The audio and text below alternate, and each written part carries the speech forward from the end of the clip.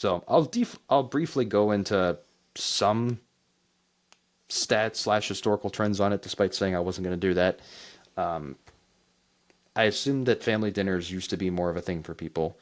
I know that it took a bit of a downturn in like the 70s to 90s, and I'm not entirely sure why. I know COVID brought it back because, well, it's one of the things you'll do when you can't really go anywhere.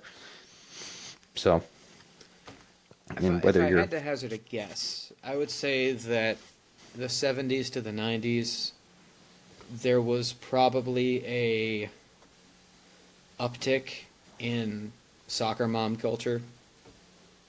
you think so? I think so.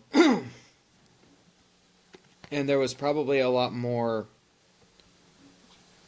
because if you compare the 50s and 60s to the 70s and the 80s and the 90s, the general pace of life increases dramatically. Mm. I mean, particularly for, let's just say, suburbia. So you have more schools start popping up, so you've got more kids in school, more athletic programs are happening, Okay. more kids are getting involved in athletic programs, and athletic programs start being more and more the focus of the school.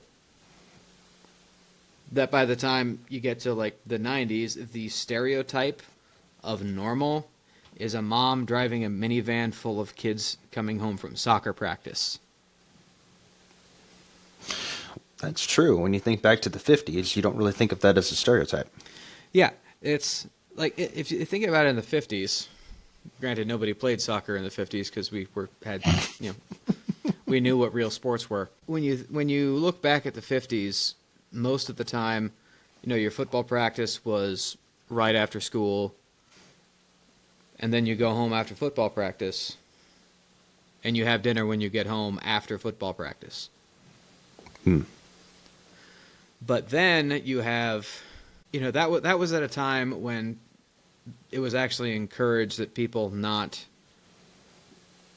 overstretch themselves, stretch themselves too thin over too many different hobbies, because not only do we insist that your kids got to play soccer because it's great for team building and it's great for their health and it's great for this and that, but your kid also has to learn an instrument,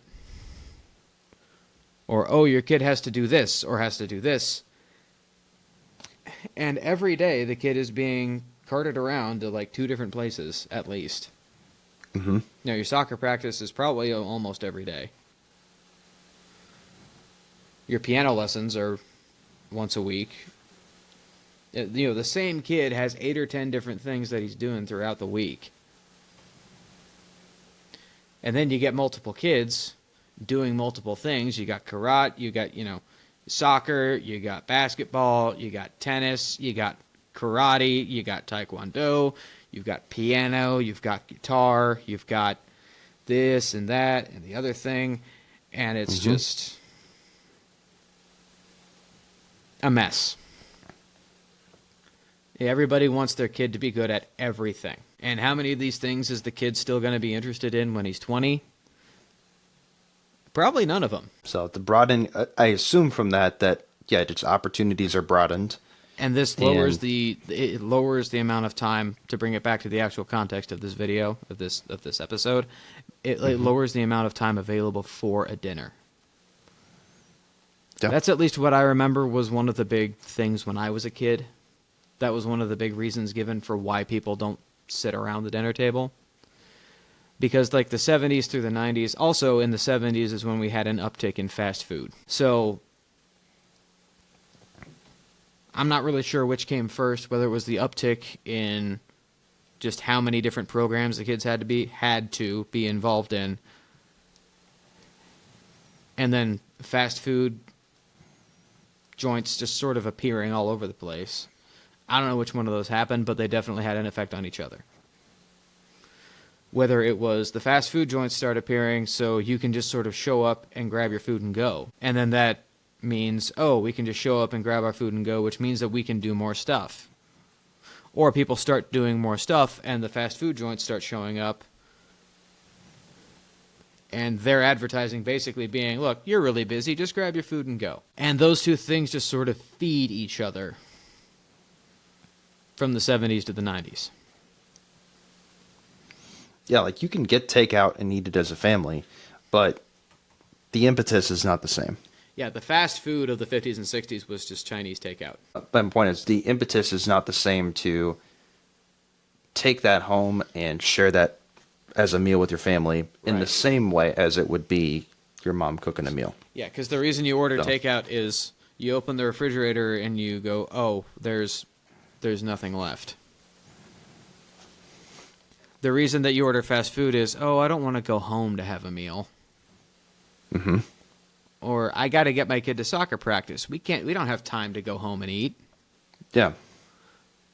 Like that's the biggest reason for fast food. And I'm not knocking fast food in general. Culver's is fantastic. One of my favorite places. True. Culver's is amazing. But on the the spectrum of speed and quality, they definitely lean more to the quality side. Because Taco Bell will have your food ready in about 45 seconds. Yeah, but nobody looks But we at all that know as what position you're in if you're eating at Taco Bell. I'm into it. So, Yeah. Everything becomes more informal. Everything becomes more Yeah. decentralized, and not in a good way. Everything becomes more about appealing to my tastes, and my tastes are going to be dictated in the moment by, well, what lets me do all of the things that I want to do. mm-hmm. And the family dinner becomes an inconvenience. And for some reason, the necessary thing, one of the most important things, becomes the thing that we can shove off to the side. That becomes the etc. that we can get rid of. Yep. Because we have decided that, oh, because I'm planning for my kid's future, I want my kid to be successful. All of these things that he's doing that I'm forcing on him when he's 12 are going to help him when he's 32. You know, he's learning skills and disciplines and this and that and the other. But he doesn't know his parents. Yeah. His mom is chauffeur, and his dad is a paycheck. As opposed to being your father and your mother and your primary educators. Yeah. And as primary educators, they wind up teaching the kid that family time doesn't really matter Yep. because you constantly have to just be doing stuff, which really you're just constantly doing stuff to distract yourself from the fact that your life is empty, and usually is empty in such a way that it can only be filled with your family and with prayer and sacrifice, but we threw that out the window in the 60s. So,